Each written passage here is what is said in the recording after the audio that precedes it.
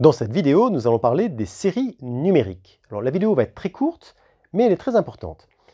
Je vous propose de considérer l'ensemble des antinaturels, avec comme tribut l'ensemble des parties, et comme mesure la somme des Dirac. Je rappelle que la Dirac de n, indice n, c'est une mesure qui, à un ensemble A, fait correspondre soit 0 si n n'est pas dans A, soit 1 si n est dans A. Donc vous réfléchissez quelques instants sur ce qu'est cette mesure, ça va correspondre à une mesure de cardinalité de l'ensemble. Si ça n'est pas clair, je vous propose de mettre en pause quelques instants, d'y réfléchir avant de poursuivre. Alors, je vais prendre une fonction u qui va de e dans R. Alors, l'usage, ce n'est pas de noter un, c'est de noter u indice n, hein, c'est une suite finalement. Eh bien, si la série de termes général un est absolument convergente, alors l'intégrale de u par rapport à la mesure mu que l'on vient d'indiquer, ce sera donc l'intégrale de u par rapport à cette mesure, et donc ce sera la somme pour tous les n dans grand N de un, ce qu'on a l'habitude de noter, somme pour n égale 0 jusqu'à plus l'infini de un, c'est-à-dire c'est la série des un. Donc qu'est-ce que je viens de dire? Je viens de dire que pour les suites dont les séries sont absolument convergentes, eh bien une série, ça n'est rien d'autre qu'une intégrale par rapport à cette mesure. Donc, vous voyez ce que ça veut dire? Ça veut dire que tous les théorèmes que l'on va pouvoir définir de manière générale et abstraite sur les intégrales par rapport à une mesure vont être applicables. Et je disais en introduction, le jour où par exemple on va faire Fubini pour les intégrales par rapport à une mesure mu, eh bien gratuitement vous aurez la possibilité d'intervertir des sommes. Ben oui, puisque c'est une intégrale.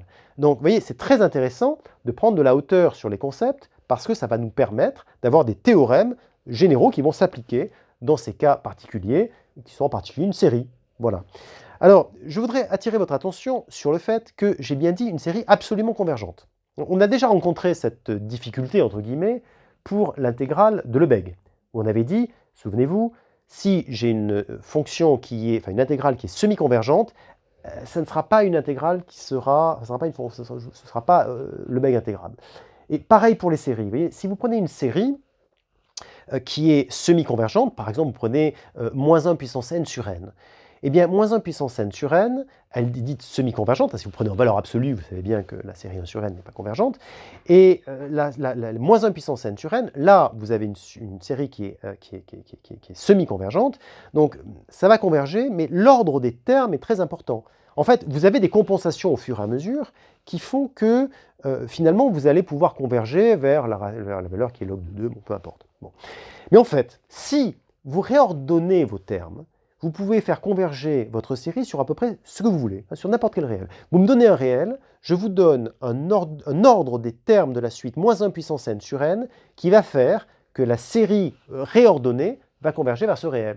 Donc vous voyez, si on dit ça, on dit que l'ordre des termes de la suite est important dans la convergence de la série. Donc ça, c'est pour ça qu'on dit semi-convergent, parce que c'est convergent, enfin on n'est quand même pas ébloui par la nature de la convergence. Hein. Et donc vous voyez bien que comme l'ordre est important, finalement c'est comme quand vous comptez les pièces dans votre porte-monnaie, hein, si l'ordre est important, eh bien dès qu'on va faire des constructions de type intégral par rapport à une mesure, ben, vous ne pourrez pas avoir la convergence dans ces cas-là.